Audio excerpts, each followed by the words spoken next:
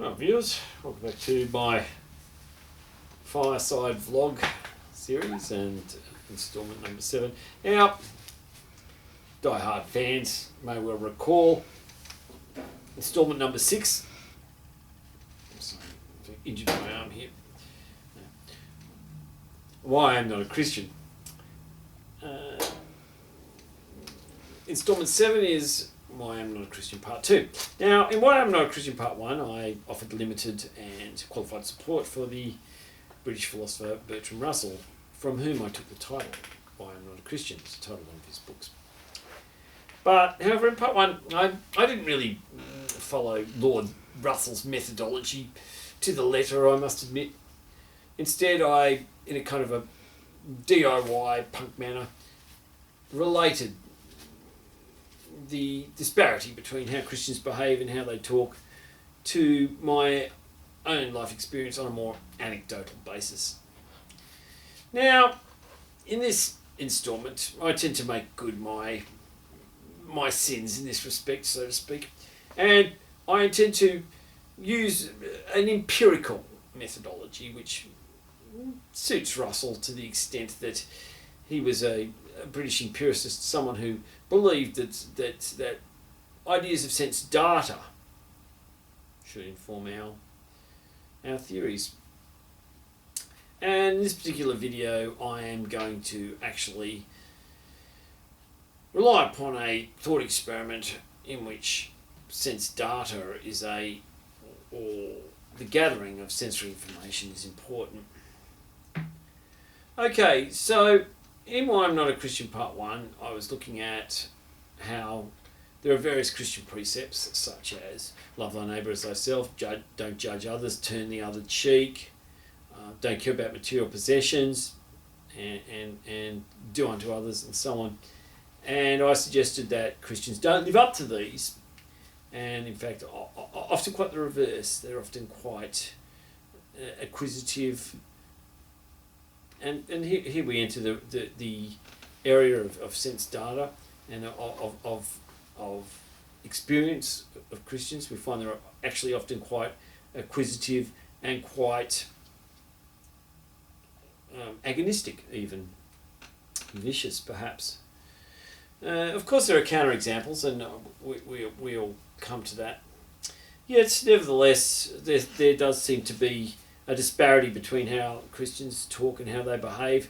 The old saying was that hypocrisy is the price of virtue pays to vice. My saying is hypocrisy is the treason of virtue against reason.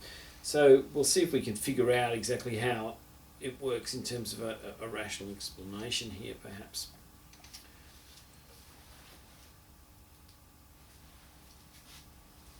So I'd like you, dear viewer, to imagine the following situation. Let's think about those Christian precepts printed out on a printer, a laser printer. Love thy neighbour as thyself.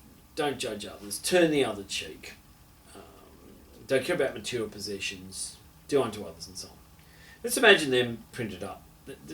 There's 5 pretty standard ones. We could go into the 10 Commandments and so on, but I think we're on the same page in this respect. Let's imagine these put up on a poster, and around these commandments, we find Christians. And what we tend to find is that, in fact, they don't obey any of these edicts. So Christians tend to be very judgmental of others. They tend to, for instance, hate gays. Christians, in the armed forces, they certainly don't turn the other cheek. Christians do care about material possessions. You go to church and everyone's talking about who's got the biggest tennis court and who drives a BMW and so on. And we looked at different ways Christians make sense of this in the last video. We're fallen entities. Of course we can't live up to these high ideals because we're fallen entities, and and also I discussed a trolley problem there, but we won't worry about that here.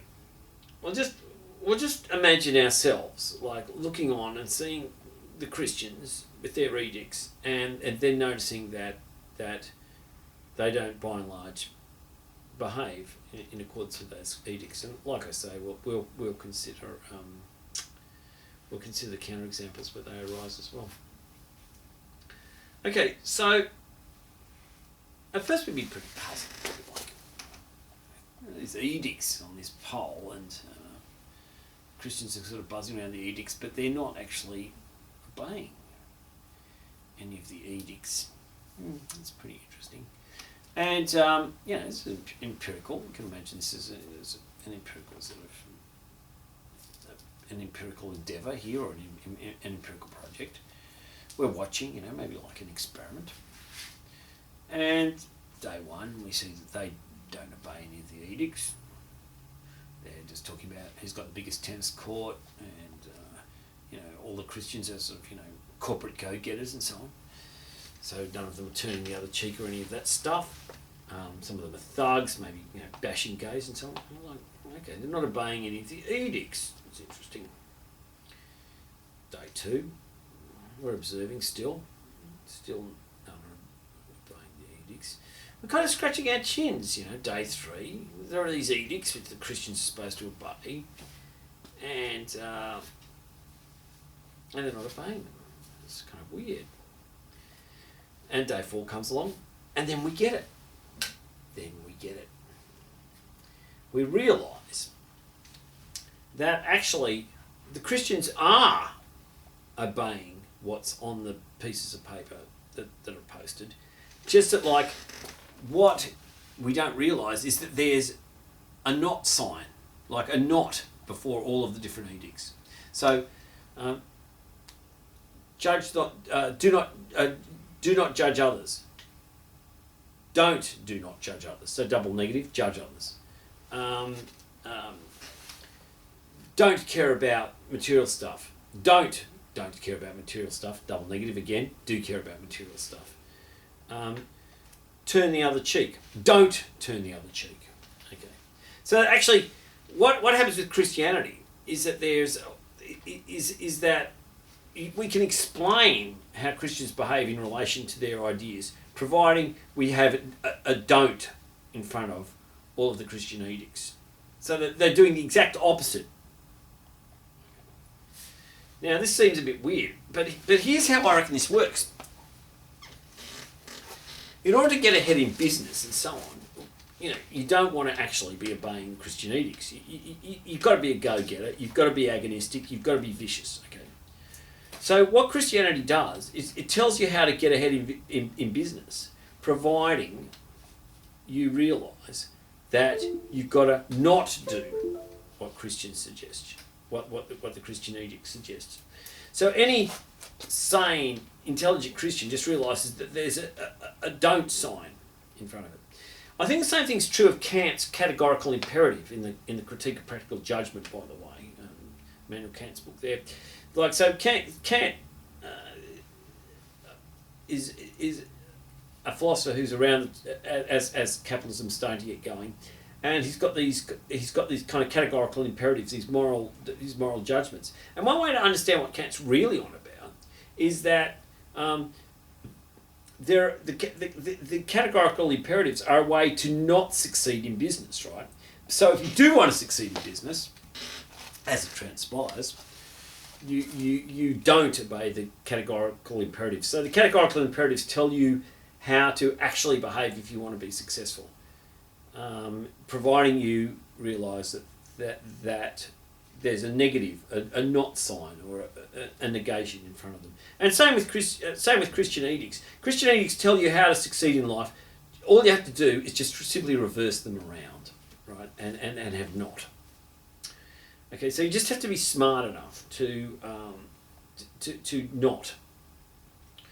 Okay, so don't do unto others as you would do unto you.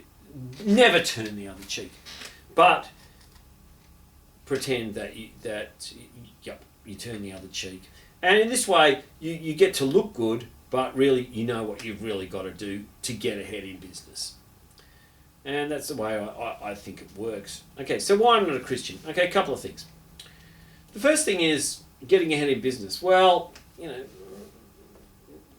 you might want to get ahead in business because otherwise, you're poor and in the gutter. But on the other hand, let's not forget that getting ahead in business is actually kind of fucking the world, right? So, like, the more stuff that we make, the more we kind of like are successful as capitalists and in business, actually the more we're destroying the environment, degrading society, and so on. So, I'm not sure if Grace really agrees with me on this, but anyway, she's over there. But so that's one problem. Another problem as well is that, like, fuck, why can't things be simple? Like, why can't we have a society where you don't have to, like, implicitly put not signs in front of how you're told to behave? Why can't we just have a society where things are straightforward, like where we got ideas about how to behave and we just tell each other the ideas about how to behave, we debate them, and then we behave like that rather than pretending that we're behaving one way when we're really behaving in another way in order to be successful? Like, why can't we just keep it simple, stupid? Like, that's another reason why I'm not a Christian. So that's pretty much all I've got to say today about this in the second video, although I am going to make a secondary point, and it's regards those people who are Christians who do actually live up to the to Christian doctrine.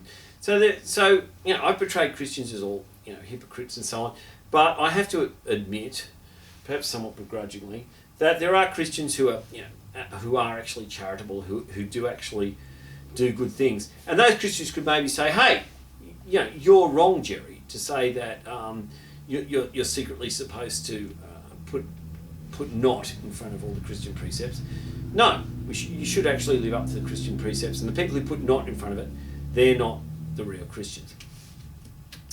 And now, the problem I've got with this, and just to close, is that that's all very well and good, and I do admire those people who do try to genuinely live up to Christian virtues. But the problem is that the way in which our society is structured is a capitalist society, and so as a result of that, the default is to behave in a certain way, and Christianity is going to be interpreted in that way, in that default way. That is, Christianity is going to be interpreted in a way that allows you to be successful as a capitalist, which is by putting a not in front of turn the other cheek, putting a not in front of don't care about material things, so don't care about material things, do care about material things, and so on. And the problem with the people who are the genuine Christians who are living straightforwardly up to Christian virtues, insofar as they can, by the way, insofar as they can, it's not actually that easy, but that's a separate issue, is that they're not really addressing the default way that Christianity is going to work in terms of capitalism.